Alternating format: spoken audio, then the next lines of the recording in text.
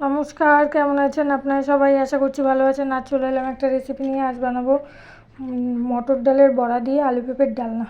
আমরা ডালটাকে ভিজিয়ে রেখেছিলাম, এবার লঙ্কা আর ডালটাকে দিয়ে বেটে নিয়েছি। এখানে নিয়েছি জিরে গুঁড়ো, লঙ্কা গুঁড়ো আর এই হলুদ লবণ দিয়ে ডালটাকে বেটে মেখে এবার তেলের উপর ভেজে নিচ্ছি। ছোটো ছোটো বড়ার আকার ভেজে নেব। এখানে আদা, কাঁচা লঙ্কা আর টমেটোটাকে বেটে নেব। ওখানে আলু আর পেঁপে ডুমো ডুমো করে রেখেছি। একটু দিয়ে দিলাম টক দই আর একটু জল দিয়ে এটাকে বেটে নেব। বড়াগুলোকে উল্টে পাল্টে লাল লাল করে ভেজে নেব।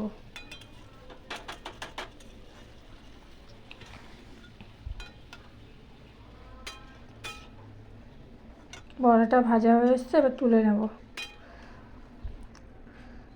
আর এই রান্নাটা পুরো সম্পূর্ণ নিরামিষ, আপনারা করে দেখবেন, খুব ভালো লাগবে খেতে এইভাবে রান্না করলে। দিয়েছি তেলের ওপর তেজপাতা, গোটা জিরে আর গোটা গরম মশলা দিয়ে আলুটাকে একটু ভেজে তারপর দিয়ে দেবো পেঁপেটা দিয়ে আর একটু ভেজে নেব। ভেজে দেবো লবণ, পরিমাণ মতো লবণ দিয়ে দিলাম। দিয়ে এবার আর একটু ভেজে নেবো। ভেজে এবার বাটা মশলাটাকে দিয়ে দেবো। দিয়ে এবার দেবো হলুদ আর জিরে গুঁড়ো আর দেবো একটু সামান্য চিনি। দিয়ে এটাকে কষিয়ে নেবো ভালোভাবে তেল ছাড়া পর্যন্ত।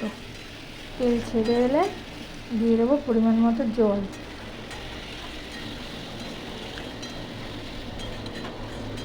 এভাবে রান্না করে খেয়ে দেখবেন, আপনারা খুব ভালো লাগবে খেতে। পেঁয়াজ রসুন দিয়ে তো রান্না করলে ভালোই লাগে, এটাও এইভাবে নিরামিষ তরকারি খুব ভালো লাগে। কষানো হয়ে গেছে, এবার জল দিয়ে দেবো পরিমাণ মতো।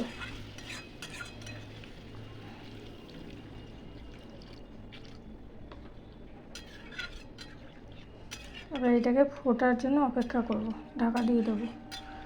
ফুটে এসছে, আর একটু ফুটবে, ঝোলটা আর একটু শুকালে তারপর দিয়ে দেবো ভেজে রাখা বড়া। দিয়ে এবার একটু লবণটা চেক করে একটু লবণ দিয়ে দেবো। দিয়ে গরম মশলা আর গ্যাস অফ করে দেবো, ঘি দিয়ে নামিয়ে নেব।